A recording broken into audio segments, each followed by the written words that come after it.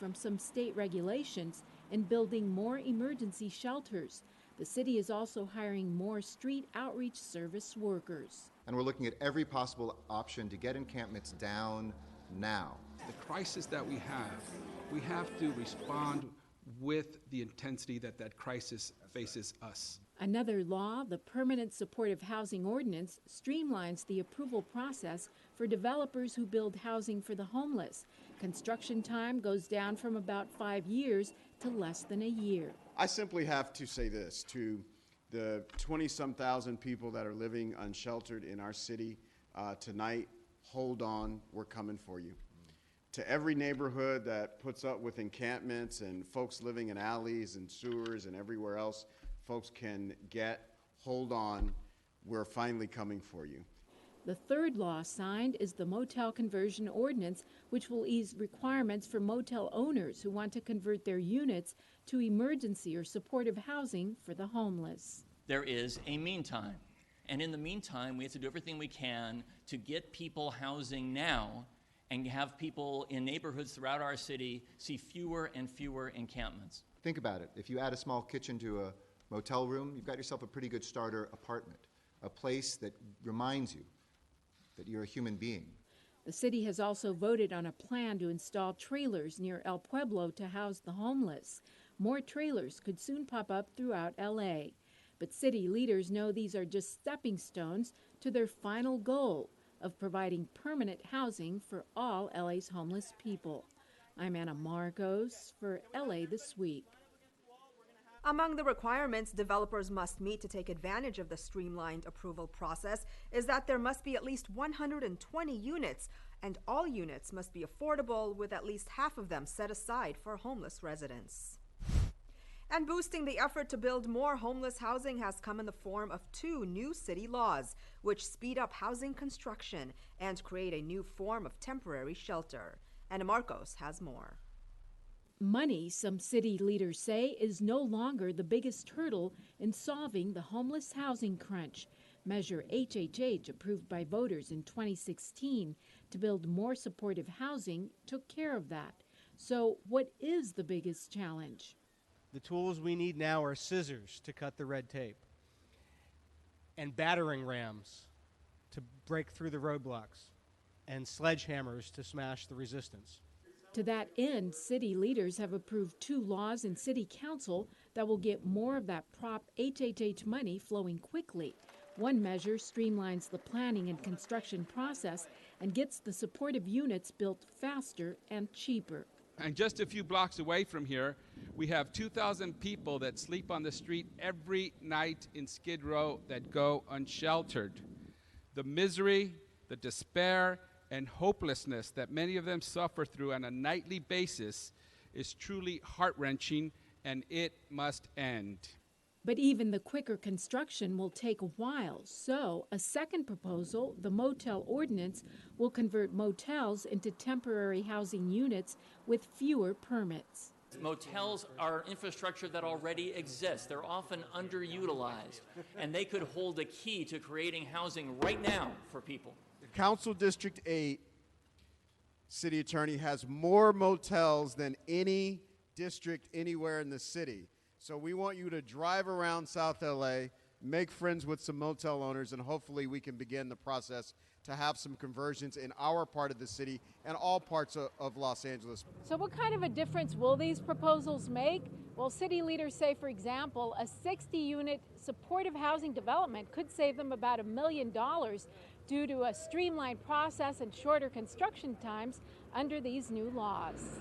And then there's the difference the new laws will make to human beings. The thing about permanent supportive housing is I didn't know anything about this world. And every time I needed to find something out about how to navigate the world, there was somebody there who was paid to be there to tell me how to do it, And that's the only reason I was succeeded, because I had somebody to go to. So far, more than 1,200 units are in the works thanks to HHH money. But there's 10,000 more units to be built in the next 10 years. That means 10,000 more lives to be changed, and it can't come quickly enough. I'm Anna Marcos for LA This Week. Councilmember Mitch O'Farrell introduced 2 amendments to the bills. One helps protect cultural lands while still expediting the construction of new housing. The other amendment ensures motel modifications are still in line with city standards. The city is working closely with the transgender community to bridge the discrimination gap. Rasha Goel has more. Just 2 weeks ago, I was walking down the street here downtown with my husband, hand in hand, and something happened to me that hadn't happened to me in 30 years. Somebody cried out, "Faggot." And it was jarring because I hadn't heard that for quite a number of years. And it was a reminder, it was a wake-up call that we have a lot of work to do here as well as everywhere else. City Controller Ron Galperin shared a personal story, citing it as an example of the LGBTQ ignorance that still exists. He was among those that attended the Transgender Day of Visibility, where activists were recognized for the impacts they have made in the transgender community. Shayla Demure, founder of the Unique Women's Coalition, an organization led by Black trans women, shared some inspiring words. It is important to embrace differences, and once you get over thinking that there's so many differences, you'll realize that there's so many similarities. And we're all human, and we should be able to occupy space together. Council members Mitch O'Farrell and Mike Bonin introduced a motion last year which addresses issues that are important to the trans community. Today in council, we'll have a vote on that report, which is believed to be the first of its kind voted on by a major municipality anywhere in the country. The Transgender Advisory Council was formed in 2016 to better help serve the needs of the transgender community. Member here's tell me there are still many issues impacting transgender individuals. How we treat our community and how we treat ourselves is with respect and just finding different ways to just make it better. Discrimination, hate crimes, the issues. Also, employment is a big issue. Okay, shelters and housing is a big issue also for us, and also health care. The message again, acceptance of one another. You don't have to go through this on your own. You're not alone. In downtown Los Angeles, I'm Rasha Goel for LA This Week. City Council unanimously approved recommendations to address issues facing the transgender community. LA's 911 system just got a digital boost thanks to a push by Councilmember Paul Krikorian. As the city launches its Text 911 system, the new texting option may have already saved lives. Anna Marcos joins us from the 911 Dispatch Center with more. Anna. Yana, help from the city's 911 emergency system is now just a touchscreen away. Residents can now text as well as dial in their 911 emergencies, which just gives more help out to more Angelenos. Do you need a paramedic now? This is 911 today, and this was 911 50 years ago when the emergency system first began. Anyone remember the old school switchboards?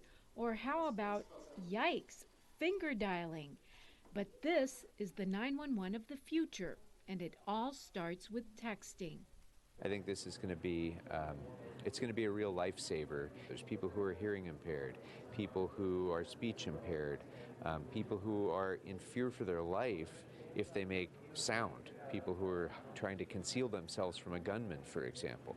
911 texting is pretty new in LA, but it may have already saved lives.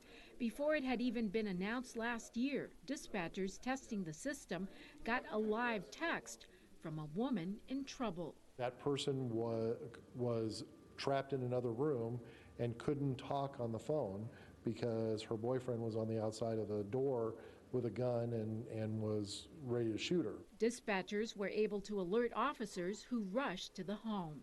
They made entry into the location and took the person into custody. So they saved her. We believe that that was a life that was saved, yeah. Since then, Text 911 has fielded some 12,000 texts. It was Councilmember Paul Krikorian who first introduced a motion 3 years ago to launch 911 texting. And he says the future promises picture texting, mapping, and more. If somebody, for example, could take a photograph of a potential suspect, text that as well.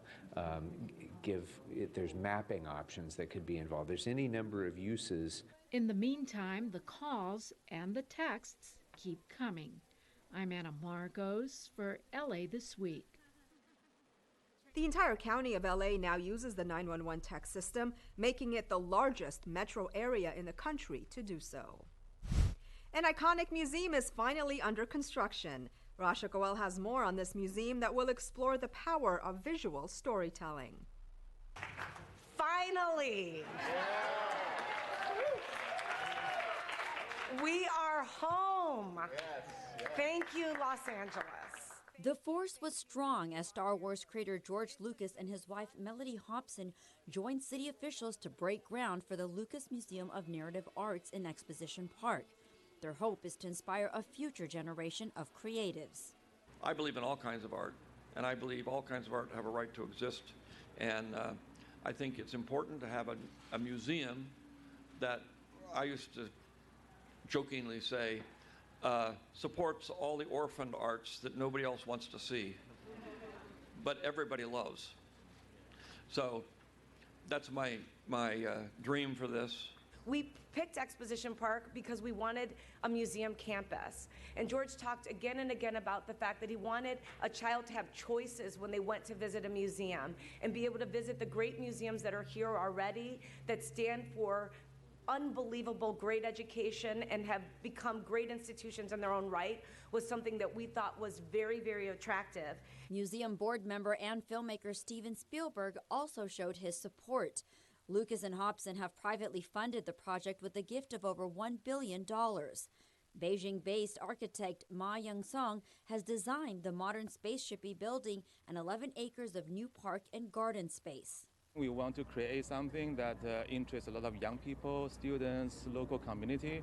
So we want to kind of design a building very inspiring, very, making people curious what's inside. The nonprofit museum's 5 levels of approximately 300,000 square feet will highlight gallery space and hundreds of fine and popular art pieces.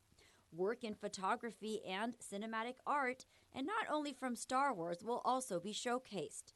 The facility will feature 2 state-of-the-art movie theaters, restaurants, digital and editing classrooms, and a free library. Art exists to inspire, to touch, to educate, to excite. And as the capital of the entertainment industry, but I would argue the creative capital of the world, with the greatest world-class museums anywhere, here we have a chance to seize that and say it's not just for a few, it is for everyone. Placing the museum in South Los Angeles aims to fulfill the goal of inspiring, engaging, and educating a broad and diverse visitorship. The investment is going to strengthen the arts education to an underserved community.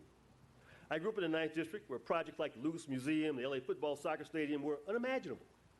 Unimaginable. Today, they're putting us on the map and allowing us to rise to our full potential. And who knows, perhaps the museum may help inspire the making of another George Lucas or Steven Spielberg. Now, the museum has already begun construction and is anticipated to open in late 2021. In Exposition Park, I'm Rasha Goel for LA This Week. The Lucases settled on LA for the site of their museum 14 months ago after considering the cities of Chicago and San Francisco. LA's biggest science fair is in full swing. People are participating in workshops with topics ranging from marine conservation to the art of beer making. Gil Reyes reports from one kid-friendly event where the future of our city is highlighted. Today they're students, tomorrow they're scientists, but only if given the tools, says TV's resident expert Bill Nye, the science guy. Providing them with what they need is not only a great responsibility, I view it as a great opportunity. An opportunity for all of us to, dare I say it, change the world. One opportunity takes place through the month of April. It's called City of STEM, a hands-on festival of science, technology, engineering, and math programs at various locations throughout Los Angeles, including here at City Hall. Mayor Eric Garcetti mentions another opportunity, his LA Tech Talent Pipeline. We took job training dollars that we get from the federal government, and in partnership with the Bixel Exchange, our youth source centers, and nearly 40 partners from SNAP to the Dollar Shave Club, we've placed more than 100 young Angelinos in tech internships. And I'm not talking about like get the coffee kind of internships, but real skills that can lead to real jobs. Jobs in agriculture, information technology, electric vehicle, and spacecraft manufacturing. The sky, or dare we say, the heavens are the limit in the City of Angels. We can lead the world in the innovations and technologies that people everywhere will soon need. Our economy will grow, and our students will leave the world better than they found it. So get to work, people. At City Hall, I'm Gil Reyes for LA This Week.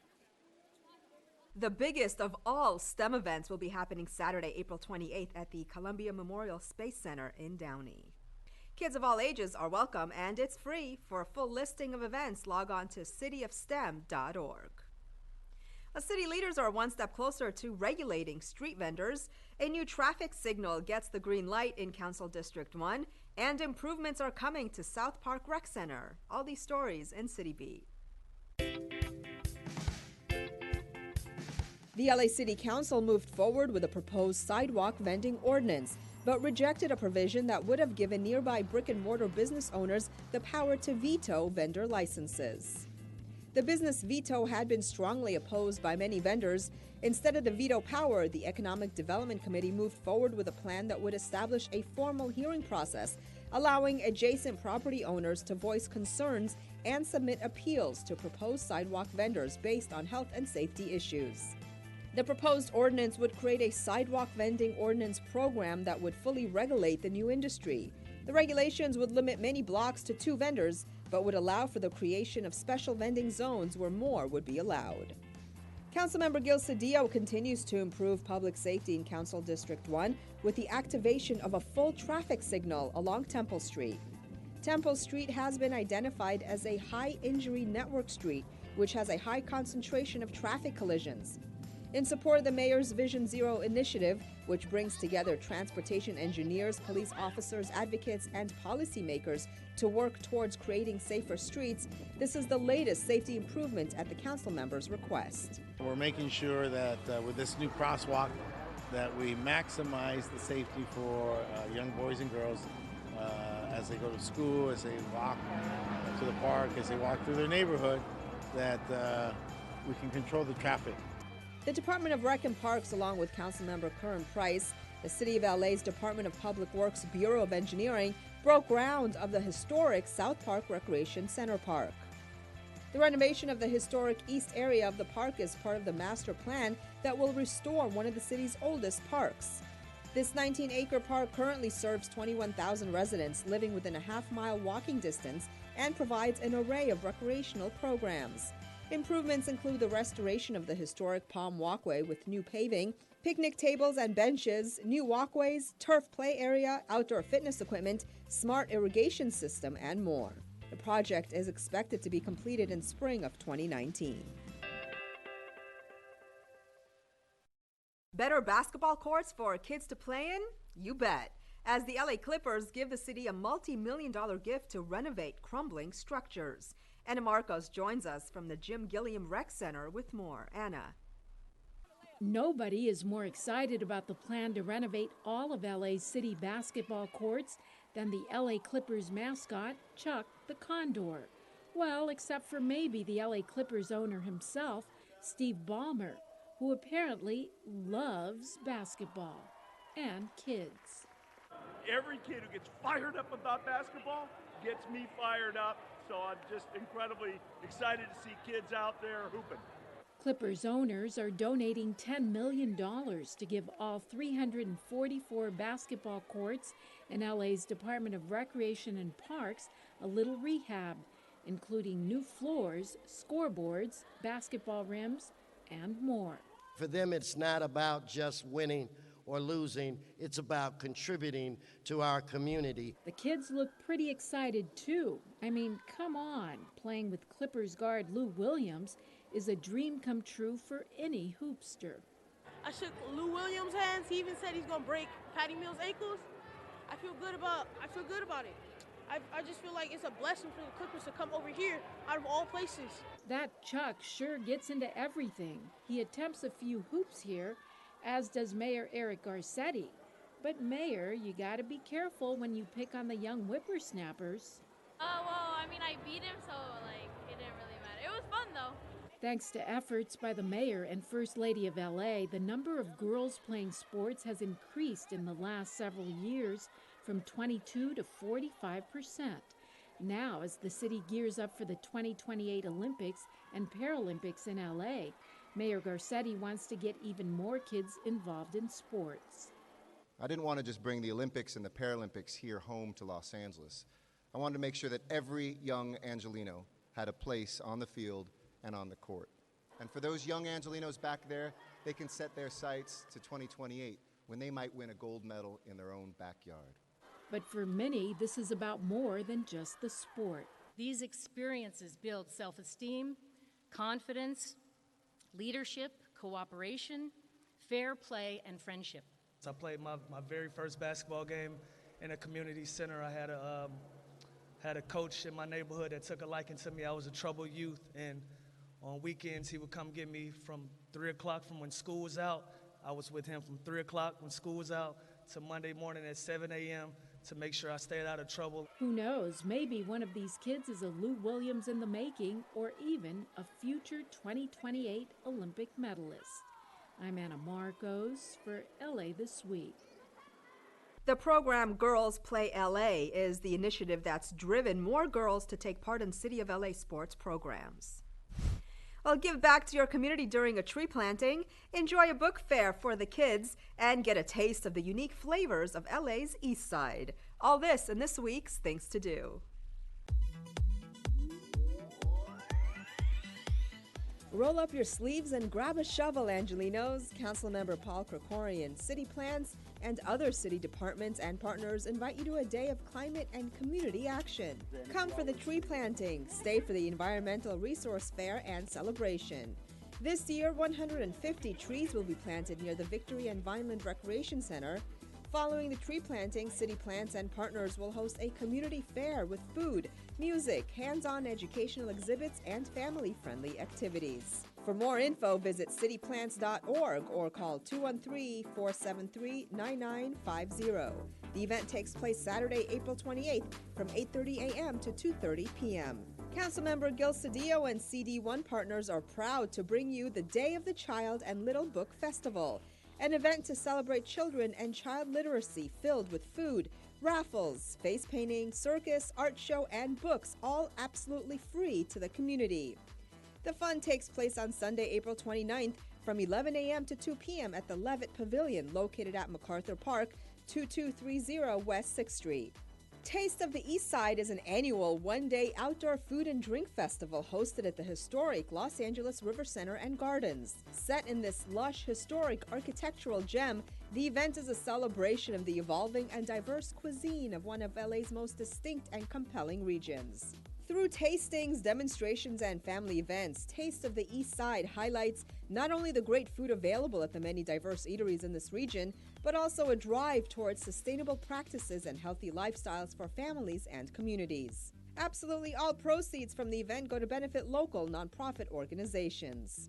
The event takes place at the Los Angeles River Center and Gardens, located at 570 West Avenue 26. And that's a look at some things to do. Well, that's going to do it for this edition. I'm Yana Kane from all of us here at LA This Week. Thanks for joining us. A reminder that you can catch us online at lacityview.org. You can also follow and like us on Facebook. We'll see you back here next week for more of LA This Week.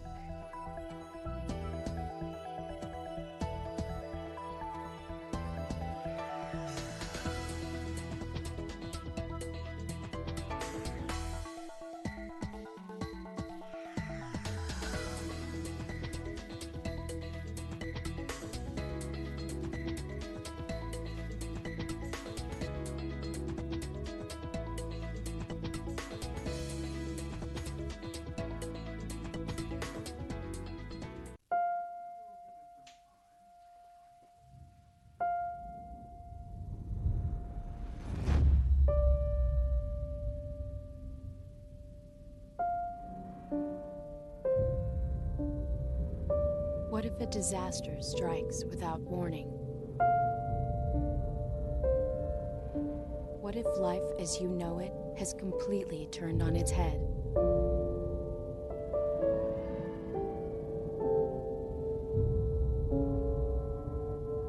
What if everything familiar becomes anything but?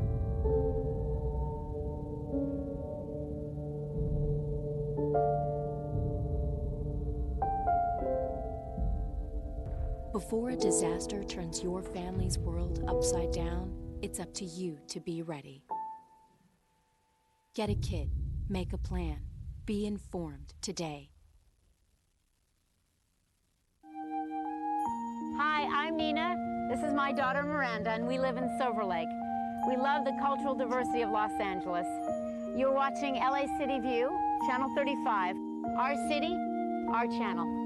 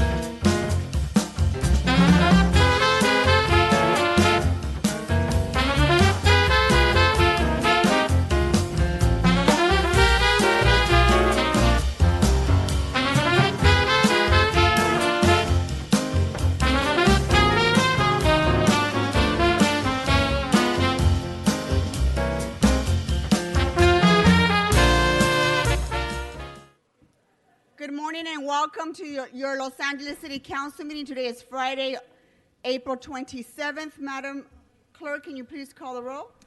Blumenfield, Bonin, Buscaino, Cedillo, Englander, Herstassen, Weezer, Koretz, Krikorian, Martinez, O'Farrell, Price, Rodriguez, Rue, Wesson. 13 members and a quorum, Madam President. Approval of the minutes. Ms. Rodriguez moves, Mr. O'Farrell seconds. Commendatory resolutions for approval. Mr. Cedillo moves and Mr. Blumenfield seconds. Madam President, there are requests to continue item 1H for 30 days to May 25th. Without objection, that will be the order.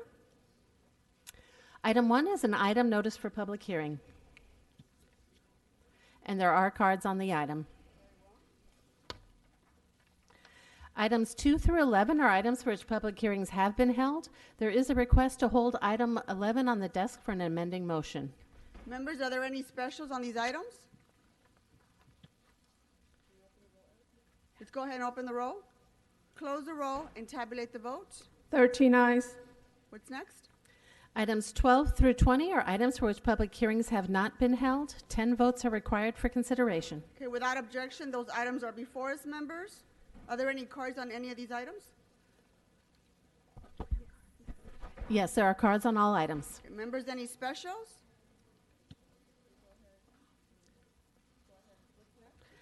On the continuation agenda, items 21 and 22 are items for which a public hearing has been held. There is a request to send item 21 back to the Energy, Climate Change, and Environmental Justice Committee. Okay, without objection, that will be the order. Any specials on any of these items, members? We can vote on 22. Let's go ahead and vote on items 22. Let's open the roll, close the roll, and tabulate the votes. 13 ayes. And Madam President, that then takes council back to presentations, items called special or general public comment. Okay, let's go ahead and move on to our council presentations. Mr. O'Farrell, are you ready? Before I give the presentation, I'd like to introduce a very, very special guest today and acknowledge Jason Gonzalez, Mayor of Lambunao, Philippines. Please step forward, Mr. Mayor, so everyone can see you. Thank you. Thank you. Mayor Gonzalez is currently visiting Los Angeles as part of the 2018 Eisenhower Fellowship Program. And while on his fellowship, he'll be interviewing planners, engineers, visit cities to study how thoughtful urban design improves public health, equity, innovation, and entrepreneurship. And I know his focus is improving the public spaces in his city that he represents. So I'd like everyone to give another warm round of applause and welcome to Mayor Gonzalez from the Philippines. Welcome, Mayor. Thank you. Thank you for being here. Thank you. Thank you. I'm glad to be here. I'm glad you're here. Okay.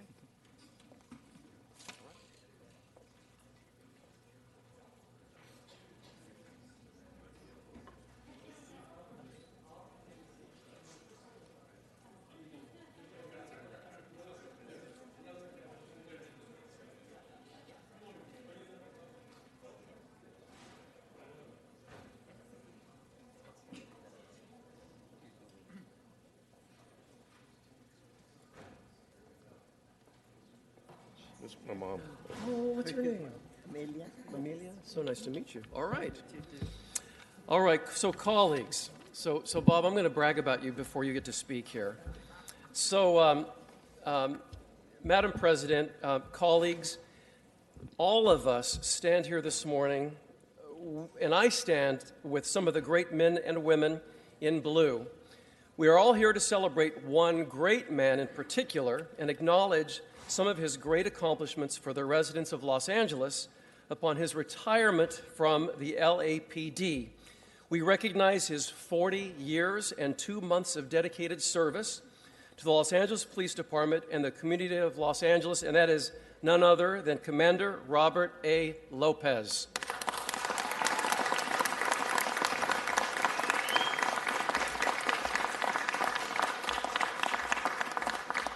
Among the special guests standing with us today are Deputy Chief Deborah McCarthy from LAPD, Commander Vito Palazzolo from the LAPD, Deputy Chief Bob Arcos, And we have Alan Hamilton, which is captain of LAPD, soon to be commander, who will be taking over the post that Bob is retiring from.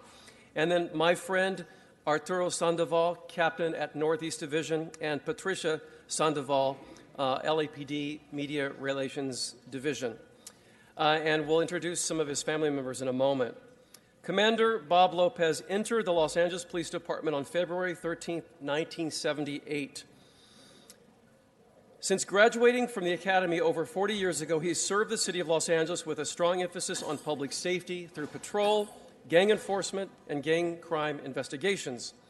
Commander Lopez began his career with Los Angeles Police Department as, it's a long list of promotions here, Public Officer 1 in 1978, Police Officer 2, 1 year later, 1979, Police Officer 3, 1987, Detective 1, 1990, Detective 2, 1992, Detective 3, 1998, Lieutenant 1 in 2006, Lieutenant 2 in 2007, Captain 1 in 2010, and Captain 3 in November of 2011, and finally Commander 5 years ago in 2013. During his distinguished career, he served in the following assignments, each of which added to his knowledge, experience, and expertise that we've been benefiting from for over 40 years. Training Division, Southeast Area, Communications Division, 77th Area, Operations Central Bureau, Community Resources Against Street Hoodlums, or CRASH, Rampart Area CRASH, Northeast Area CRASH, Southeast Area District Policing, Civil Rights Integrity Division, or CRID, Internal Audits and Inspection Division, Information Technology Bureau, Newton Area and Force Investigation Division. In 1997, Commander Lopez helped create and was involved in the implementation of Community Law Enforcement and Recovery, otherwise known as CLEAR. And some of you may have participated in the CLEAR task forces of the day. Also known for Safe Passages and Goal-Oriented Life Decisions, or GOLD, which were aimed at changing the perception of fear and the negative impact of gang crime, gang violence, and gang influence in Highland Park, Glassell Park, Cypress Park, Elysian Valley, Atwater Village, and Echo Park communities, and schools within the Northeast area in a positive way. This is where our lives intersect. When I was a new deputy in 2002 for then Councilmember Eric Garcetti, and I was the deputy for Glassell Park, I set forth to help improve the quality of life in those neighborhoods on behalf of my predecessor. And one of the first questions I asked is, who do I talk to and how do we address this situation? Because it was a 9-square-block area known as the Drew and Astara neighborhood that a lot of people had given up on completely. Multiple homicides, incredible gang violence that was witnessed literally on a daily basis, several homicides that were off the chart, and gang crime.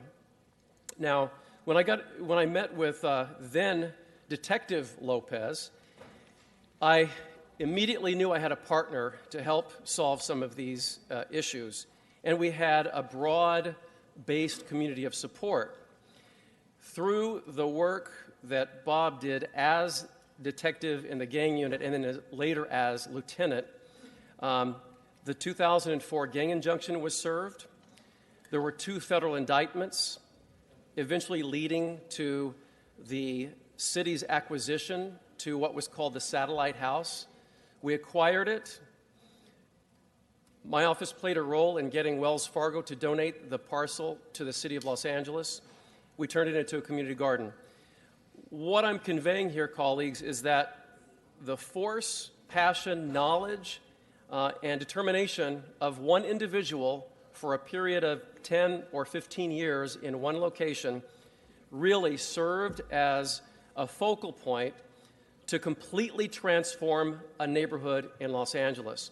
By the time I was council member in 2013, then Captain Murphy said to me, and I asked him, I said, what's the gang crime, or the Part 1 crime, rather, from 10 years to now? And he said it has fallen 90%. 90%. It's a transformed neighborhood. It's a thriving neighborhood where businesses are opening, and the residents have taken it back and have reclaimed it. This summer, we're going to have our annual celebration at Juntos Park, which opened during this period that I'm talking about. And we're going to show another film and have a festival and have the schools involved. It's just really a transformed community. And that's the story. These things don't happen on their own. It has nothing to do with gentrification. It has nothing to do with real estate values climbing. It has to do with the determination of good men and women and residents taking back this community and saying enough of the crime, enough of the homicides. It will no longer be tolerated, and we have standards that must be abided to if you choose to participate in this neighborhood, and everyone knows it. And Bob played a major role in that. I personally learned so much from working with this man, and I would have to say very honestly, you are one of the main reasons I'm probably standing here as an elected official. I learned so much and was always so inspired by working with this man. So, a couple of months ago, I'm doing a community walk in Glassell Park with Captain Sandoval, and we're always talking about old times because Captain Sandoval was a police officer back in the day as well. And I said, hey, what's up with Bob Lopez these days? And he said, he's retiring. And I said, all right, we're going to bring him into council because everyone needs to hear about the accomplishments of this man. And the story that I just told you is only a snapshot within his 40 years and 2 months. So imagine what this man has brought to the city of Los Angeles and other neighborhoods that he's served and that have had the benefit of his professionalism. So that's what I wanted to say about Bob. Among his accolades and awards, which are insufficient when you think about his accomplishments, he's the recipient of 2 Los Angeles Police Department Meritorious Unit Citations, the Police Meritorious Service Medal, Operations Central Bureau Detective of the Year in 1999, American Legion's Police Officer of the Year, Los Angeles Police Foundation's Crystal Angel Award in 2003, and Los Angeles Police Foundation's Excellence in Leadership Award in 2017. Commander Lopez, during the last 6 years of his distinguished career, was selected by Chief Charlie Beck to be the commanding officer of Force Investigation Division, one of the most high-profile and highly scrutinized divisions with the Los Angeles Police Department, and did so with the utmost professionalism, leadership, dedication, and commitment. And Bob is a man of very few words, but a man of incredible action, and that says something too. Commander Lopez is married to his lovely wife, Carol, is the proud father of 4 children, Crystal, Robert, Alyssa, and Mark, who is an LAPD cadet, and I think Mark is here, right there, yep.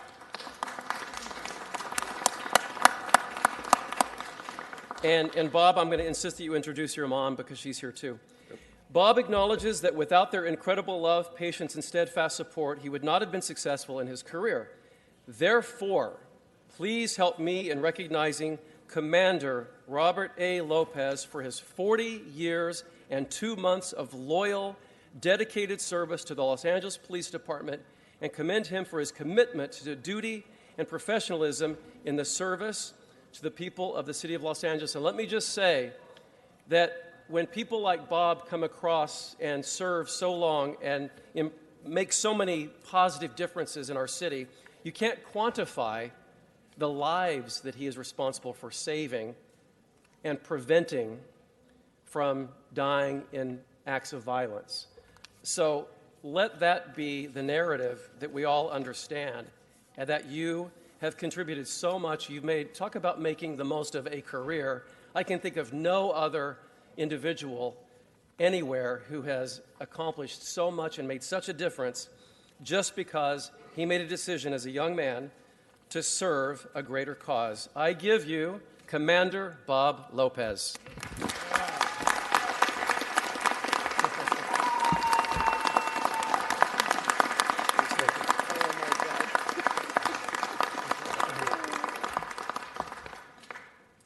Wow. I am a man of few words, but I want to introduce my mom, Amelia Lopez, and my wife, Carol. You know, and the women in my life that are the reason why I had a passion like this. Without their love and support, the passion that I have for work, this type of work that I did, I wouldn't be successful. So I want to thank the councilman for honoring me with this award, for the folks that I worked with in all the communities I worked from southeast all the way to northeast. I want to thank those folks who took a chance on me and believed in me. And I also want to say thank you to the men and women in blue who listened to maybe some crazy ideas and helped me put together some things that we did, and we helped to change a community, several communities. Without their help, the support, and the trust and belief in me, and the belief from the city council, especially when we brought about CLEAR, we would never have made the strides that we've made today. So my thanks to all of you for honoring me. My thanks to you, my family. Thank you, Councilman.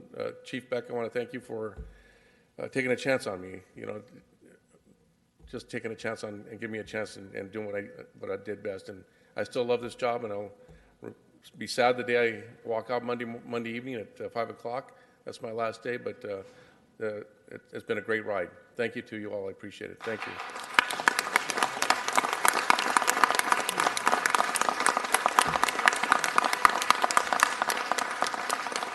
Thank you. So Bob, we have a small token of remembrance of our appreciation for your 40-plus years of service. And let this always be a reminder of how much support you have across the city and from city elected officials. Yes, Thank you so much, and congratulations. Thank you very much, sir. You Thank bet. you.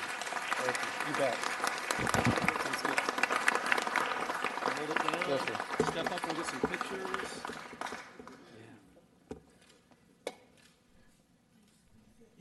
Squeeze in. Thank you. All right. Thank you. You got it. Thank you so much. Thank you. Yes, sir. Yes, sir. Yes, sir. Go to the back room. You're back? All right. Thank you, Mr. O'Farrell. Congratulations, Commander Lopez.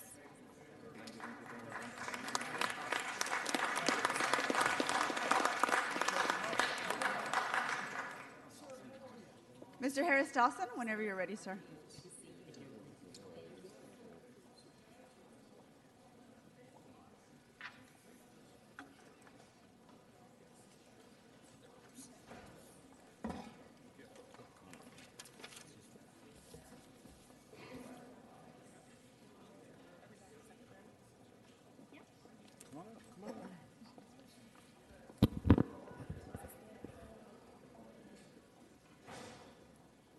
Good morning, Madam Chair and members. Thank you all so much for the opportunity to make a presentation this morning that I'm extremely proud of. As many of you know, since the time that we've been on the council, we've made a point to recognize artists, particularly in the film industry, that have told the story of folks in South LA, but told it in a way that respects our dignity and makes us full human beings. And even when we have stories that have tragedy and sadness in them, we do them in a way that shows our neighborhoods, shows our communities, and shows our people in a positive way. And so today I'm very proud to partner with the African American Film Critics Association to recognize a particular project that has been shooting over the last few years about a time in the history of our city that was very tumultuous. The early and mid-1990s, folks know we had the OJ hearings, we had the 1992 civil unrest, we had a big earthquake, we had a big flood. Another big event that impacted us here in Los Angeles was the loss of both hip-hop artist Tupac and the notorious B.I.G. or Biggie Smalls. That story is being documented in the series called Unsolved, The Murders of Tupac and the Notorious B.I.G. There are two people behind me that bear striking resemblances to Tupac and Biggie. I want to call them forward. The actors Mark Rose and Wavy Jones, come on up. You all can see them here with me. They are playing a lead role in this series. But I want to call to the mic first Mr. Gil Robertson, who brought this issue to us, and we've had lots of conversations about how to lift up those folks who are telling positive stories in positive ways and reflecting our people in their full humanity. So we want to welcome him to the mic and give him a loud round of applause. Thank you, thank you. Thank you, Marquise.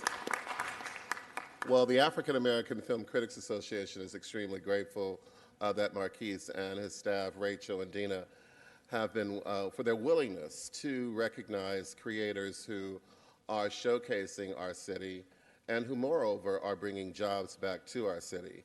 It's no secret that for many years, a lot of productions were going to other regions of the country because of tax incentive and other things. But Anthony and Kyle, who are the creators of this show, are two people who recognize the benefits and who are committed to bringing their creative work, doing their creative work, bringing those dollars, keeping those dollars, I should say, in our community, in our great city of Los Angeles, particularly in this case, in the 8th District. And so definitely want to thank you guys for having that vision and that commitment. And again, Marquise, I want to thank you for the opportunity of being able to recognize them and let them know that we see them and that we appreciate the fact that they are contributing to our growth and well-being as citizens. Thank you so much, Gil. And next I want to bring up the director of not only Unsolved, but lots of programs that we all appreciate and enjoy, Mr. Hemingway. But I will follow direction before bringing up the director. I'm supposed to cue a video, so we'll do that now. Tupac and Biggie, we know what happened to them. It's not about what you know. It's what you can prove. As of today, you're no longer part of this task force. Russell Poole wants to talk. Trust me, the LAPD was involved. Who do you think killed Biggie? Think about every theory that we've investigated from the beginning. I want the truth to come out. And I want somebody to do something.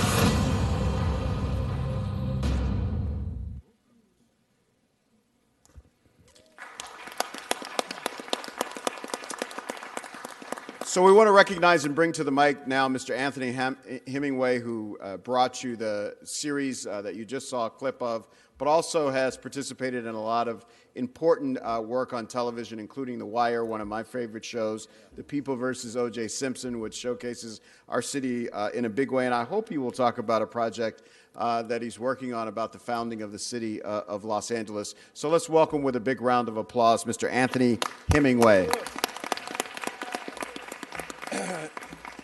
Good morning. This is such an honor, and a great feeling of gratitude is not lost on me, the magnitude of this gift and what it means. Thank you, Councilman Harris Dawson. The city of Los Angeles, my dear friend, Gil Robertson and AFCA, for all of your sacrifices, contributions that brings honor and dignity to our culture.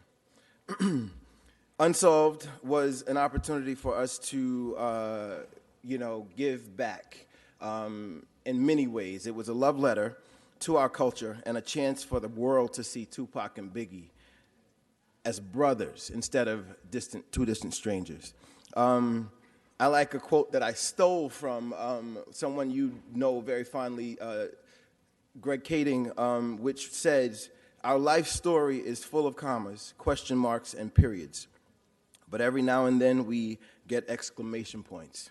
Today is a life exclamation point for me. On behalf of USA Network, our show's creator, Kyle Long, thank you for this honor." And I'm going to hold back. I'm not going to give any spoilers on the greatness that will come and shine a light on this great city. Thank you. Thank you so much. And so we appreciate, again, the African American Film Critics Association, USA Network. We have our showrunner, Tiffany, is here. We want to make sure we recognize you and give her a big round of applause. None of it happens without the showrunner. We have a little bit of love that we want want to give to all of you on behalf of the Los Angeles City Council and the city family, to Mr. Robertson from the African American Film Critics Association, Mr. Hemingway from Unsolved, and to USA Networks, to Ms. Tiffany. Thank you all so much. We're looking this way. Thank you so much, Madam Chair. Thank you, Mr. Harris Dawson. Mr. Cedillo, are you ready for your presentation, sir?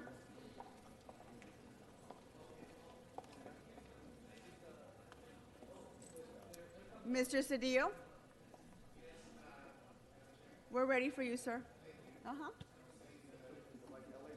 Mayor?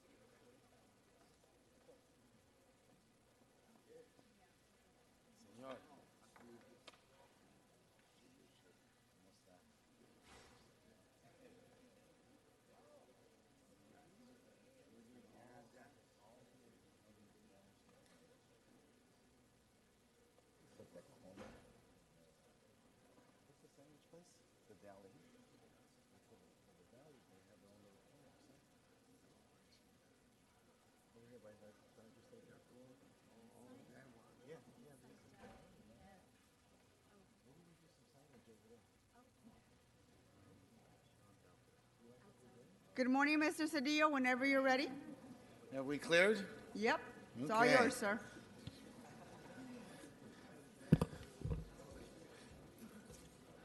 Well, I know you're very excited. I can tell by your interest for us to talk about one of the great locales of Southern California, great locales of the First District. It is Folio's Italian Food and Pizza. And I have to tell you, it's really special, and it is probably easy to say it's emblematic of what the First District is, because it's a district of small establishments that others would like to turn into a chain, but it really is very organic, it's very authentic, it's very real.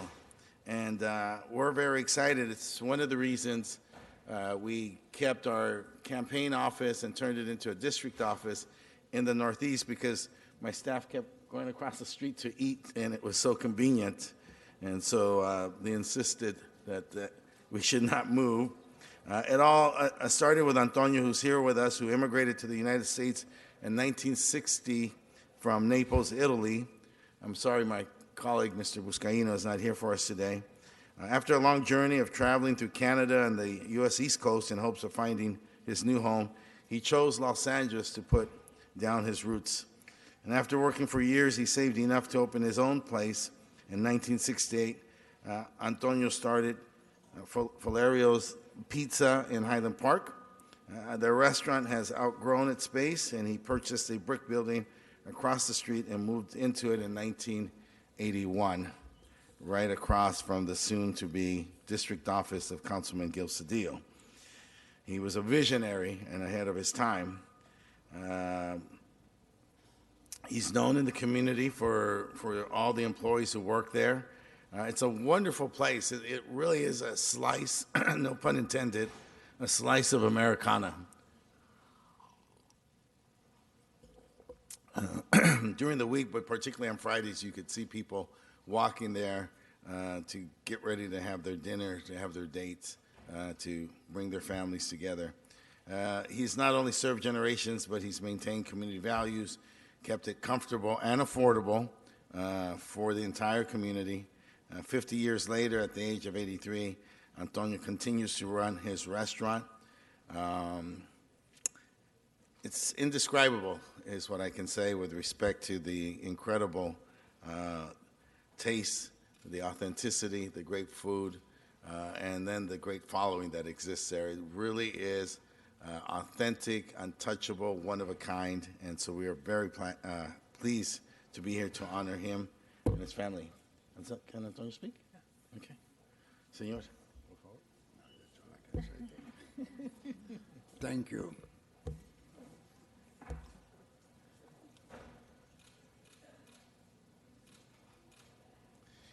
You can see Antonio's a very humble man. He's here with his family, but he lets his food do his speaking for him.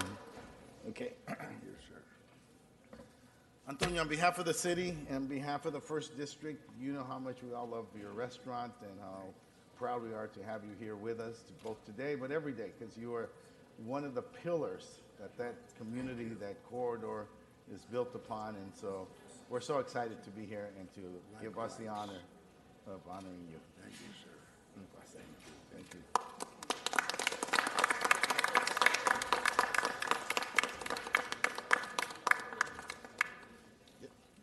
We're going to go in the back and take some pictures. Okay. Go, lead the way. Feel free. Come on, Bill. Let's go.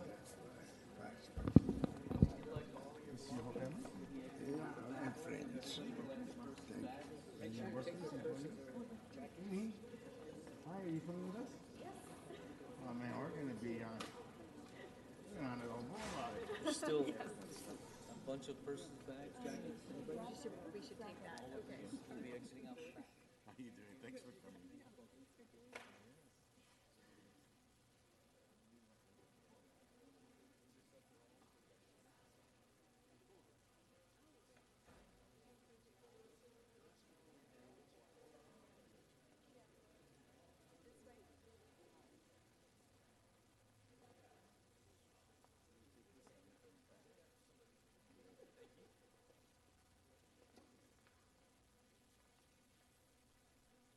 Thank you, Mr. Cedillo. Mr. Price, you ready for your presentation, sir? Oh, wonderful to hear that.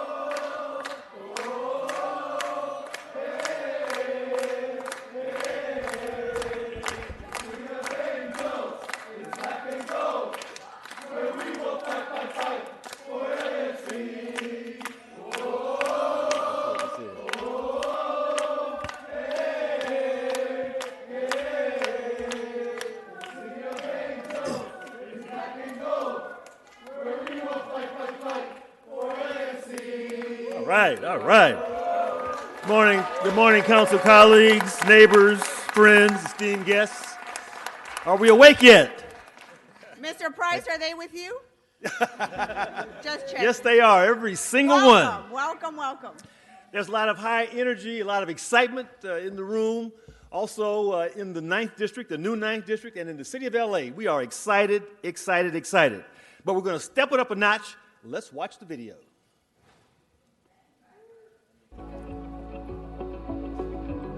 After 20 months of hard work, construction, we did it. And at a time when we need some good news in this world, this is good news. At a time when we need a place where everybody belongs in LA, and everybody belongs at LAFC. Yes, we can! At kickoff, it's time. Perform, excite, compete, win. Now we get the chance, the opportunity to do it at Banc of California Stadium for everyone who's been part of it. It's our house, and together, we're LAFC.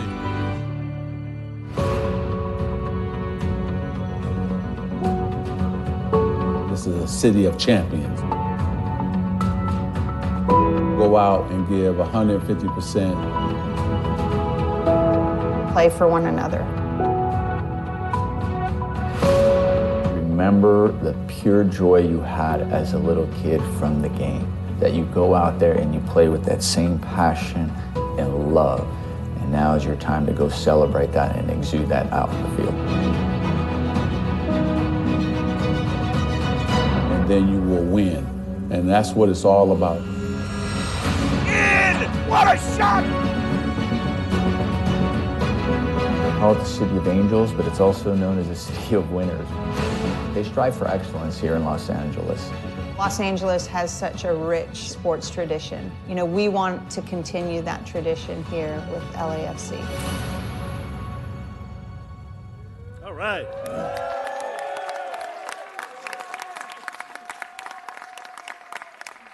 Colleagues, about a year and a half ago, my district was presented with a once-in-a-lifetime opportunity to be the home of the next Major League Soccer franchise.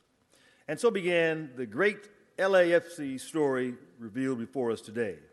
In its inaugural season, so far 4-2, this team has electrified Angelenos from all walks of life, giving them a purpose to root for something bigger than all of us. It's fostered community identity and pride. It's united the cross-cultural tapestry that makes the city of LA the greatest city in the world. The LA Football Club will continue to make history Sunday when the team plays their first ever home game at the Bank of California Stadium. Applause.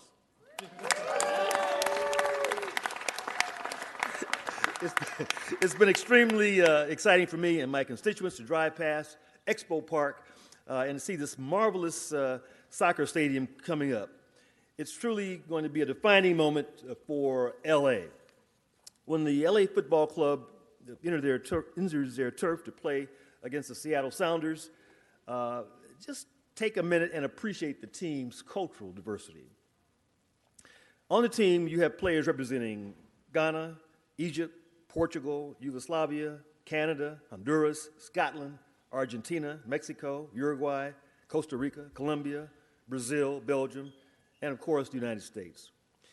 Each one proud to call Los Angeles home and to be responsible for bringing the beautiful game to the 9th District. Since 2016, South LA has been abuzz about what it would mean to have the sport in our backyard and the significance of a $350 million stadium, privately financed, dubbed the Cathedral of Soccer. You see, the value extends beyond sports and entertainment, beyond shops and restaurants. It's triggered investment in and around Expo Park, and it's changed the lives of local residents because through this development, they were able to obtain jobs and to provide for their families. From construction careers to security services, housekeeping, food service, and hospitality positions. I applaud the LA Football Club for remaining committed and achieving a 40% local hire goal. Let me say it again, a 40% local hire goal.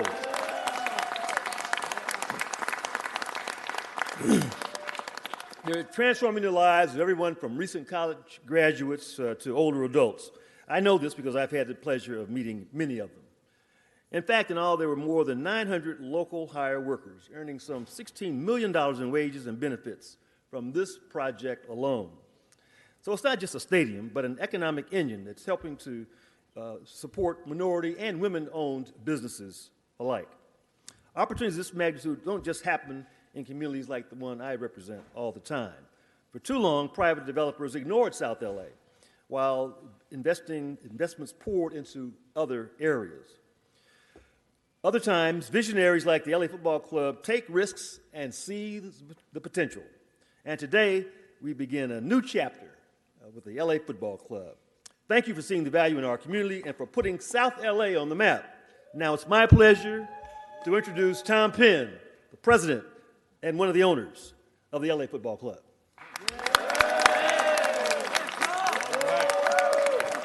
Thank you, thank you. So we are honored and privileged to stand here today on behalf of the 30 partners that we have in this venture. Henry Wynn, who's here, Goodwin Gaw, who's here, our co-managing owners, Bennett Rosenthal, Brandon Beck, our supporters who stand tall with us, come loud and proud.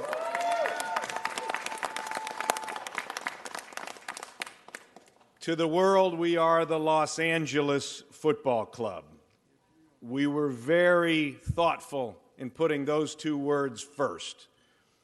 We understand the responsibility that comes with representing Los Angeles to the world's game right here in the heart of the world city. We take that responsibility heavily. We promise to deliver 100% on your expectations and your confidence in us. We will be a force for good in the community. And we could not have done this without the partnership of this brilliant civic body and each of you individually and collectively. So I say thank you. I say welcome to the club. You now all have your jerseys with your district numbers on them, and you're one of us. All right.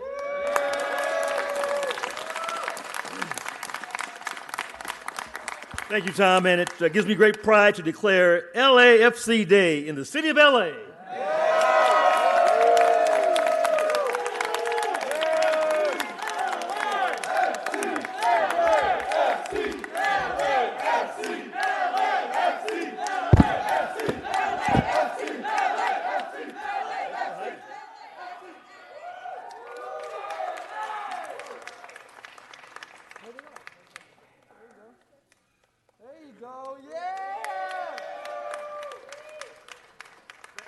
Madam President, such a special day. I think the team would be honored if we could take a picture with the members. Yes, but can I just say a few words? I just really want to thank the Los Angeles Football Club.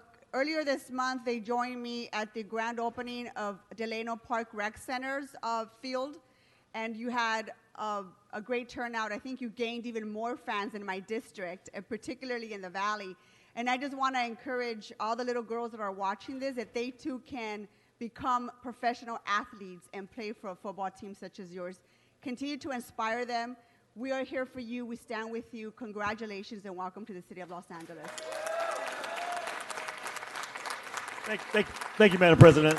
Thank you, Mr. Price. And if you can go ahead and, I don't know how we would do this with all these many chairs in front of us. I don't either, but if we could But if we can have our sergeants help us out and right we'll in do a front. quick photo with the members. Thank you.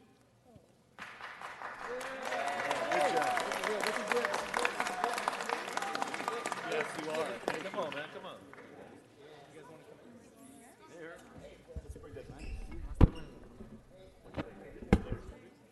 Let's go ahead and take a brief recess so we can take a picture, and then we'll come back.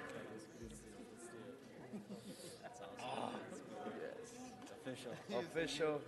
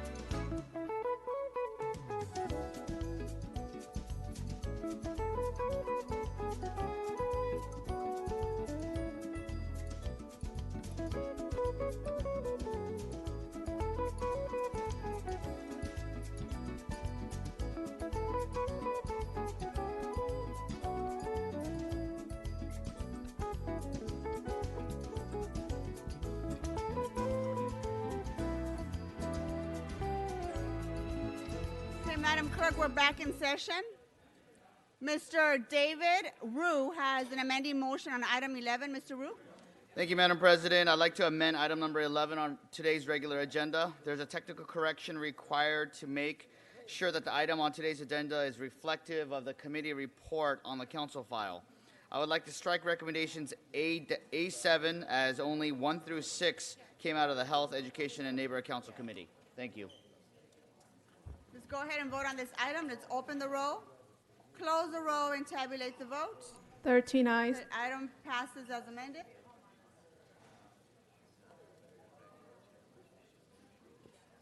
Okay, let's go ahead and take multiple card speakers. Armando Herman.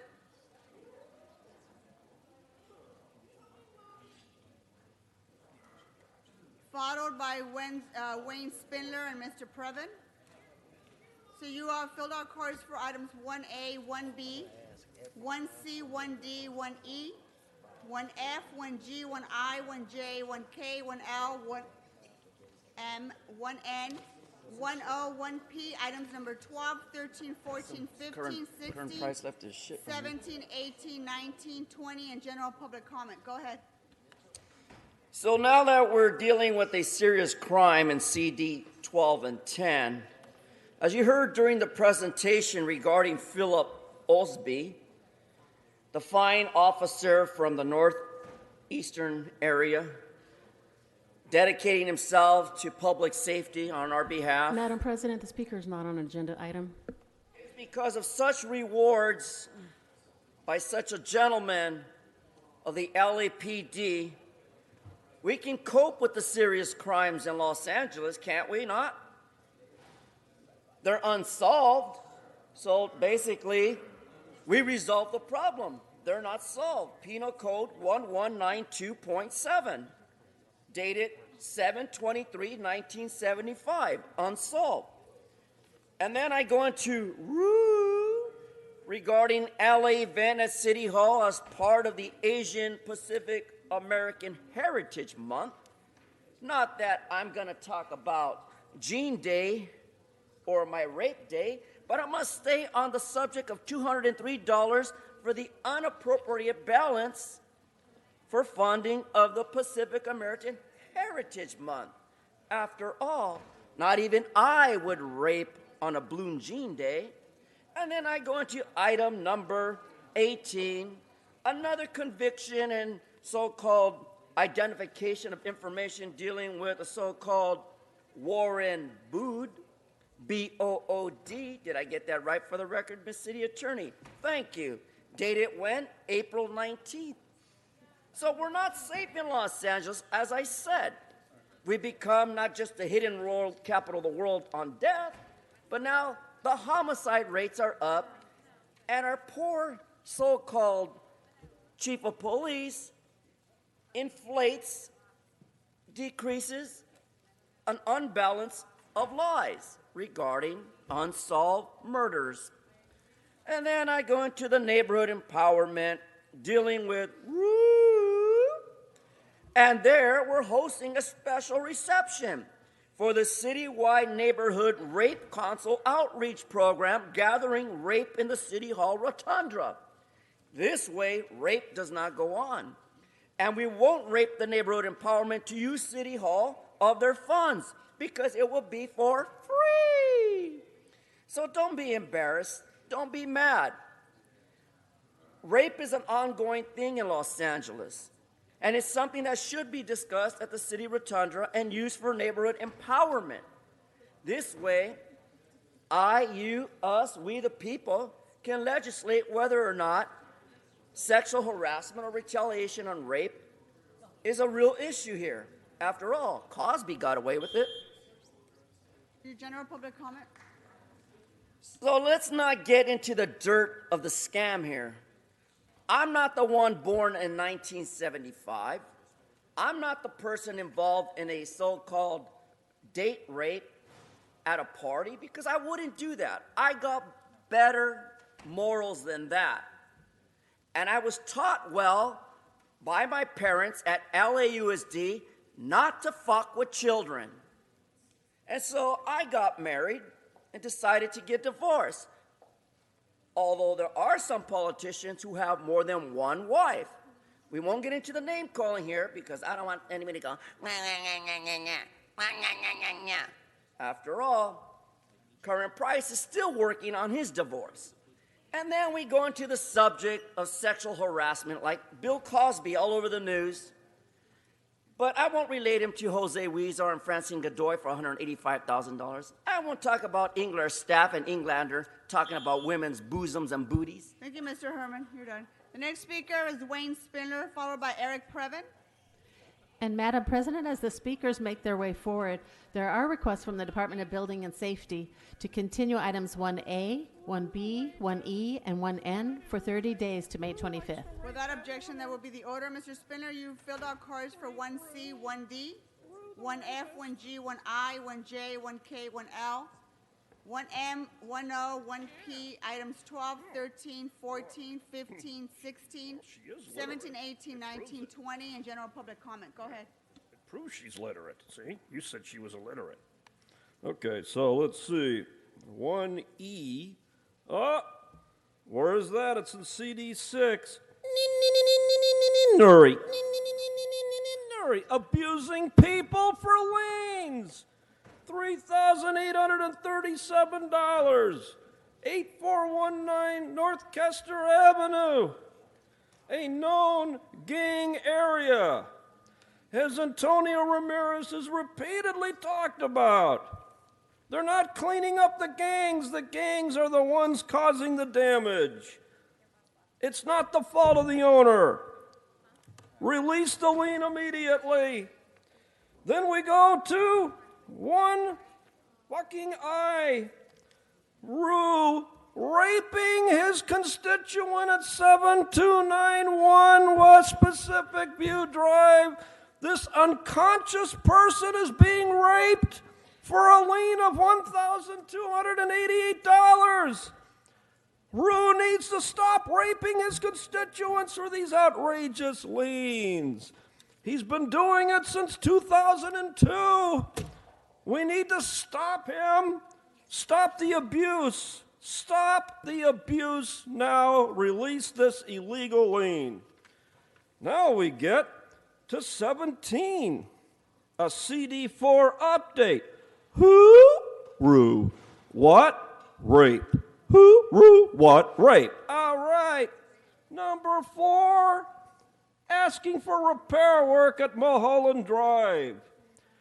What happened was the people there needed a change order. They couldn't get it. Rue said no. It was over budget. It's an illegal transfer of funds. And then they waved a paper at him. This paper, which I'm going to give you, and he changed his vote and made this motion because of it to fund the repair work for the bulkhead for $304,000 of illegally spent money. And Herb Wesson and the council have been doing this to David Rue since 2015. Bill Cosby goes to jail for the same thing because he's black. But an Asian can do the same thing, and not a goddamn fucking thing is done to give the victim restitution for the same crime. And that's got to stop. And you got the nerve to call the Department of Neighborhood Empowerment. Empowering who? There isn't a woman in the city that can get any type of protection from rapists that are under color of law, cops, city council people. Women are in jeopardy in this city, and it must end. So now, Your 1 minute of general public yesterday at the Metropolitan Board member meeting, Mayor Garcetti threatened, had us assaulted, and removed 3 speakers for mentioning one name, Glenn Dake, D-A-K-E. Who's Glenn Dake? Glenn Dake is the mayor's personal friend, a very special friend. And for the past 5 years, public allegations that he has a romantic affair and a romantic relationship with this person, requiring it to be disclosed on Form 700 Ethics Commission forms, which never been done. And because I mentioned the question, is this going to be done, I get arrested, assaulted for this same thing. The mayor is covering up a goddamn relationship with a man named Glenn Dake. If he isn't, say I'm wrong. Next speaker is Eric Previn, followed by Mr. Walsh.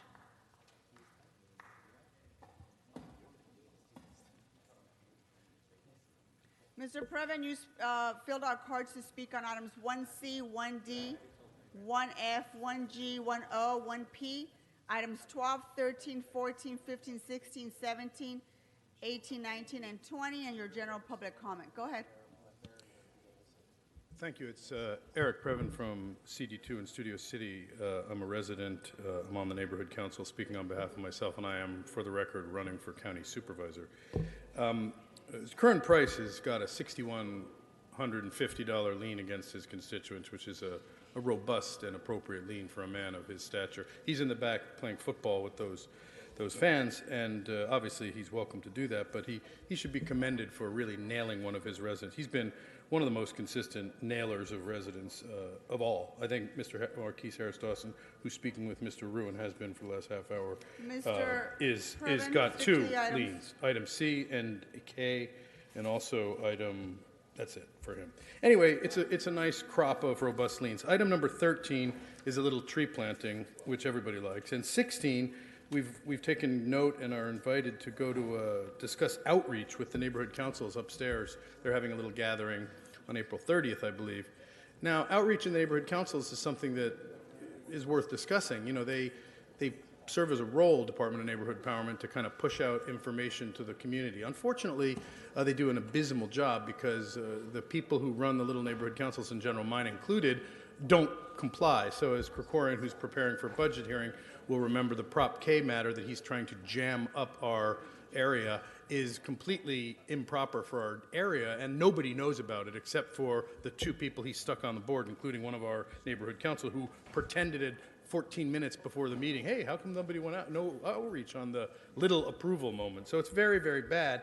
And they did the same thing on PPD 276, which is Preferential Parking District 276, and Irina Bernician, who must think he's higher and mightier than all the rest of us, will not respond about whether or not they complied with the requirements to post and notify folks that they're going to lose their shirts by getting cited up and down Ventura Boulevard so that Krikorian et al. Can get some kind of love from a very small group of neighbors who are wiring up the neighborhood for repeated citations in a homeless crisis. So this is why we turn to Blumenfield, who's coming back from a little nosh, to step up for the people and to suggest at this neighborhood council outreach meeting that they do it, that they actually make a bill of rights that require the neighborhood councils, if they want the city funding, they have to share the information about BOE, who would be happy to steal the $10 million, and about the other city departments that unfortunately clamor and grab this voter-approved money so that they can keep it for themselves, even if the people in the neighborhood don't want a hideous, poorly designed structure in the middle of our open space. This is the same open space where Harvard Westlake, where there is very limited open space, and people are taking it up. So it's not cool. Now, in terms of general public comment, is that coming up, ma'am? Go ahead. Yeah. My general public comment is going to be a little upsetting, obviously. Those of us who know this horrible story in which Bill Cosby was convicted of a terrible crime, and everybody knew that this was wrong and that he was doing these bad things, but for so long people felt disempowered from speaking out. But what made this difference was in the case, the judge permitted others to speak about their experiences with Mr. Cosby. Now that's reminiscent of people who have been witnessing atrocities in this hall, and what happened was they found a pattern of abuse, and that's why they convicted him. Now, Martinez, you're guilty as charged. You pretend you don't know what you're doing, and you're just yammering on endlessly, but you violate people. And so does Englander, who yesterday in public safety behaved so badly that if Cedillo would be forced to watch it with his eyes open, he would say, I will not stand up for that, because Mr. Previn may be on the other side or some guy we don't like, but he has a right to speak just like everybody else. But there were 0 public speakers during the Public Safety Committee meeting. David Rue didn't even show up, and he's whispering a lot to Mr. Harris. Thank you, Mr. Previn. Next speaker is Mr. Walsh. Mr. Walsh, you're speaking on items 1C, 1D, 1F, 1G, 1I, 1J, 1K, 1L, and then items 12 through 20, and your general public comment. Go ahead, sir. John Walsh, blogging at HollywoodHighlands.org. And number 12, this is future street assessments on Constellation Boulevard. This is to help the, this has nothing other than to help the lobby for real estate. Reaffirming the reward offer. This is a reward for $50,000. As of course, none of these rewards are ever collected, because if they tried to collect them, everybody knows who murdered this person, but otherwise they would be murdered themselves. Number 16, the reception, who cares?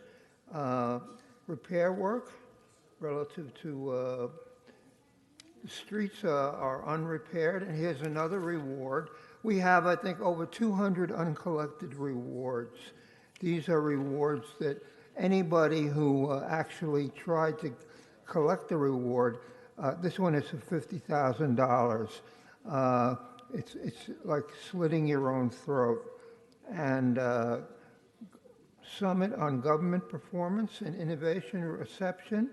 All you do here, the first 45 minutes of every meeting, is nauseating self-congratulations. And this meeting was no different. There was plenty of nauseating self-congratulations. Now as to my 1 minute. Yesterday, Wayne Spindler was ejected personally by the mayor of the city of Los Angeles, Eric Garcetti, who was chairman of the MTA board, with 4 cops. Why was he ejected? He was ejected because he asked whether the mayor had listed Glenn Dake, D-A-K-E, his gay lover, on his statement of who he lives with, the statement that goes to the Ethics Commission. The mayor got absolutely, he went berserk. Where's the video? They destroyed the video. Where's the audio? They destroyed the audio. And there's nothing, Mr. O'Farrell likes to suck cock, and because he likes to suck cock, he thinks that everybody should suck cock, and you should have a gay husband and a gay wife. Thank you, Mr. Walsh. Next speaker is Antonia Ramirez. Are you still here, ma'am? Antonia Ramirez, followed by Honzera Vina. Is anyone here by that name? Honzera Vina. There's no one here for that name. Anybody here named Betty? No one's here by that name either. Jacqueline Richardson, are you here, ma'am? Okay, you're next right after Ms. Ramirez. Go ahead. Ms. Ramirez, before you start, you have filled out cards for items 15, 16, 17, and your general public comment. Okay, thank you very much, ma'am. Let's see, number 15. This is funding services in connection to a City Hall Asian Pacific American heritage. Now, we all know that the Asian Pacific community, God bless them, they are very well off to do. What they need is to fund their own events. Everybody should fund their own events. We are in a state of crisis, financial crisis. We cannot sustain any more events. It's too expensive, and for those of us who do sleep on the streets like I do, I'm sorry, the money should be used a little more cautiously, prudently, and wisely, like house the homeless. And first and priority would be to house our military. These events are exorbitant, they're abusive, and they're truly wasteful. It's a shame. No, money to spend on events is a no-no. Okay? Let us spend it first for our military. First and foremost, house our military, not the fucking wetbacks and not the goddamn gangbangers. And number 16, citywide neighborhood council outreach gathering. Ladies and gentlemen, stay away from these citywide neighborhood councils. They are nothing more than gang stalking assholes. They will target you if you speak up to do the right thing. They will come after you, they will harass you, they will blacklist you, and they will come after you and gang stalk you night and day. If you believe in principle, if you believe in right and wrong, they will torture your life. They will terrorize every aspect of your existence. Don't attend these meetings. Be careful. You got some predators and some slimy assholes, mostly wetbacks and gangbangers. Chango shit. Number 17. Oh, we did that. Oh, come on, man. Coretz and Rue fund Mulholland Drive? Are we kidding? Those assholes are rich. Most of these Jewish assholes are rich. They can afford to fix their own Mulholland Drive. They took it from us, middle-class America. That's why we live on the streets, right by La Placita Novera Street. They can afford it, man. Fund your own goddamn Mulholland Drive. It's a beautiful area. What do you need to fund, man? I mean, the places is falling, slopes are probably falling down, but you need to fund your own goddamn places. Come on. We can't fund La Placita. We're homeless. And again, Jews, you ought to be ashamed of yourself. And I wish you a nice Shabbos. Think about what you're doing. It's crude and it's wrong and it's wasteful. And it's dehumanizing to the poor and homeless and our military. God bless America. And God bless Donald Trump, who takes great concern about this country and the well-being of every city and its events. Do you want to move on to your general public comment now, ma'am? Okay, go ahead. I thank you very much. Go ahead. And ladies and gentlemen, first of all, I would like to say thank you to Sergeant Gonzalez from the security system downstairs. I've been banned from entering the building because, as you see, my shopping cart. I am homeless by design because I spoke out against the fucking gangbangers, the fucking wetbacks, and all the stinking caca shitholes that they are. They are pigs, thieves, and pussies, especially your second floor homeboy industry. Fuck them. And having said that, I stored my stuff at a storage at La Placita. Chrysalis centers employ gangbangers, so they've been rummaging into my stuff. They've gone through my emails, they've gone through my letters, they've gone through everything. So these vultures, these goddamn gangbangers and wetbacks employed by Chrysalis centers went into my bin and storage, and so now I'm taking my stuff out and coming here, and with all my luggage. Whose fault it is? It's the city's. But for your negligence, I have to carry this shit inside. And thank God Gonzalez allowed me in. Ms. Ramirez, thank you very much. Your time is up. Thank you very much. It's good to be lawful. It's very good. We're going to go ahead and vote on items 12 through 20, Madam Clerk. Ms. Ramirez was the last speaker on an item, so let's go ahead and bring those up. Let's open the roll, close the roll, and tabulate the votes. 12 ayes. Okay, Mr. Cedillo? Ms. Richardson, give me just a second. Mr. Cedillo was on the queue. Go ahead, sir. Just for purposes of announcement, I'd like to announce, since we were introducing mayors today, that we have been joined by the mayor of the city of Huntington Park, right adjacent and south to the city of Los Angeles, one of the more noted mayors of the region, Guatemalan descent, now an up-and-coming leader in the League of Cities and in the region, and noted for his courage and his leadership, particularly around issues of immigration.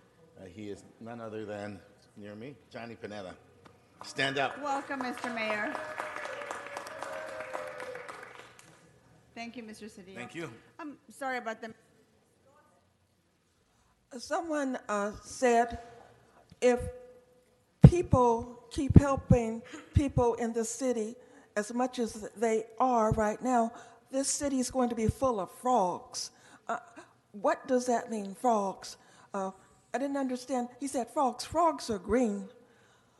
Another person said, this city, downtown Los Angeles, is full of holographs. The people that you see walking up and down the street are holographs. Say, I don't know if that's true, but they thought it was true. And other people have made comments that many people walking up and down the streets of Los Angeles downtown are holographs. Someone came to the building where I live, it's multi-storied, and they did an electronic survey, and they said every floor has animals on it, ugly animals. What does that mean, animals? I haven't seen the animals other than dogs. Another person said they had ugly animals on floors. All the floors were full of animals. What does it mean? Richardson. I don't know. Thank you. The next speaker, we have a speaker on item 1I, James Weaver. Are you here? Do you want to come up, sir?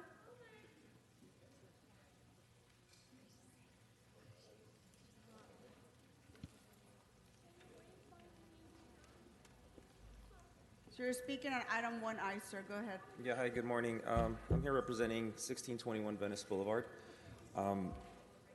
The business on this property, Bonanza Tire Shop, the sole proprietorship no longer exists, and the former owner, Maria Weaver, is now deceased. So I'm here to contest the fine, or the lien, I should say, on the property.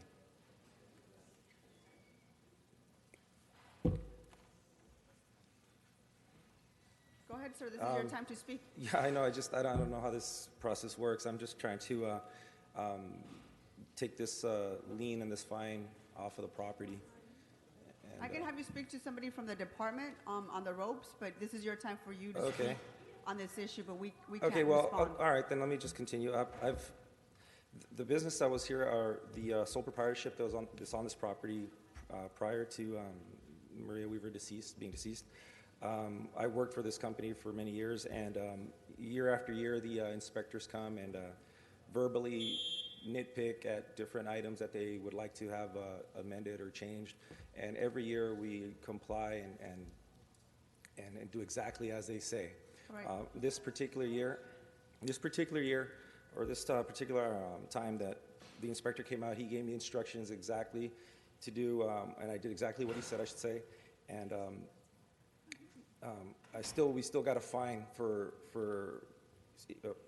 from another inspector. Sir, I don't want to cut you off, but your minute's already expired, so your time is up. Okay.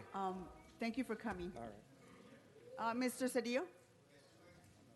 The matter next week, give him more time and give us more time so that we can make sure that we address this and that the matter is resolved. Okay, we can continue this item for a week, which puts us at May 4th.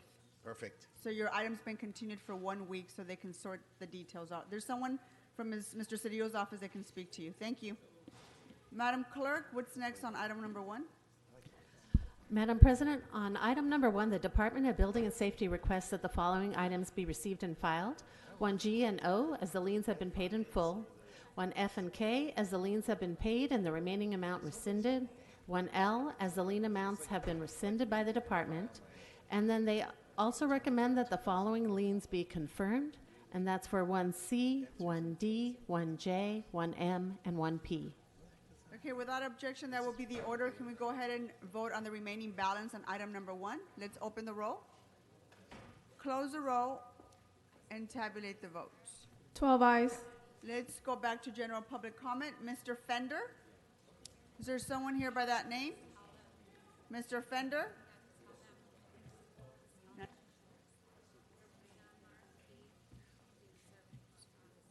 Nancy Schwartz, are you here? Come on up. Followed by Jose Blanco and Richard Robinson and Noel Weiss. Go ahead. So much. I'm here to speak in regards to item number 3. I would just like to thank you for the opportunity to speak. I'm the Education and Outreach Manager at Heal the Bay. My name is Nancy Schroeds. And I would like to applaud your efforts for considering to execute a feasibility study around the implementation of a straws upon request ordinance. It's time that we rethink the drink in the city of Los Angeles. And Heal the Bay conducts hundreds of cleanups a year. 40% of the items that we find are beverage related. And for the last 15 years, our volunteers have collected over 100,000 straws and stirs. We all know how harmful plastic pollution can be to wildlife, and not to mention the community blight that it creates. Last summer, Heal the Bay worked with restaurants in Santa Monica and also in the South Bay to offer only straws upon request. And we received really positive feedback from both the staff who implemented these changes and also the management there. Malibu and Manhattan Beach have adopted local ordinances, and Thank we you, encourage ma'am. you to do the same. Thank you. Thank you very much. Jose Blanco? Is there someone here by that name? Jose Blanco? Richard Robinson? Richard Robinson? And the last name I have here is Noel Weiss. Go ahead, Mr. Robinson. Madam President, members, Richard Robinson, the black race is the progenitor of the human species. The black gene is the dominant gene. The white gene is recessive. Life didn't get started in Africa and Scandinavia at the same time. The white race is our offspring. Having said that, let me say that if we are to get together in the United States of America, we have to address the problem of racism. I see so much anti-American. I'm part Cherokee, Chickasaw, I'm part Choctaw, Mississippi, Chumash. My family has been here for thousands of years. So when I hear the negative attention seeking that some people are seeking being verbalized in such vituperation, I get angry. Thank you. Mr. Noel Weiss, go ahead. Thank you, Council. Hello. Thank you, Council. My public comment is directed to Mr. O'Farrell specifically, who's now talking to Mr. Krikorian, but nevertheless, hopefully he'll pick this up. I'm requesting Mr. O'Farrell to introduce a motion, as did Mr. Harris Dawson, who was interested in protecting his tenants, unlike Mr. O'Farrell. There were to basically provide relocation funds for the 7 tenants that were evicted, locked out, I should say, one day after the motion was approved. Harris Dawson knows how to protect his people. I'm asking Mr. O'Farrell to basically do the same. He can also amend the motion that was approved on Tuesday to basically provide for meaningful, effective tenant relocation for those 7 people. It's okay to be for affordable housing, but it's not okay to basically roll the most vulnerable in that process. All of these special interests, they've got the protection. These council people, you are there to protect the little guy and gal. Mr. O'Farrell failed to do so in connection with this 5446 West Franklin project, and it's very important that these people be protected, and I'm requesting Mr. O'Farrell Thank to you, take care Mr. of Weiss. Thank you very much. That concludes general public comment. Mr. Herman, Mr. Spindler. Thank you very much. Mr. Weiss, thank you very much. No. Mr. Weiss, we're not interacting with any member of the council. Thank you. You've already spoken your 1 minute. Thank you very much. Madam Clerk, what's before us? That concludes general public comment. Council has motions for posting and referral. Posted and referred. The desk is clear. Members, are there any announcements? Mr. O'Farrell, Mr. Rue, any announcements? No? Can we please rise for adjourning motions, including our members of the public, please, out of respect? Adjourning motions. Are there any adjourning motions to my right? Mr. Rue. Thank you, Madam President, colleagues. I'm rising today to honor Gloria Joyce Carroll, who passed away at 92 years old last week. Gloria was a resident of Council District 4, living in Hancock Park, and a community leader in this city. She served as president of the Ebell Club of Los Angeles from 1998 to 2000. Gloria started her career as a teacher in Oklahoma, and education remained important throughout her life.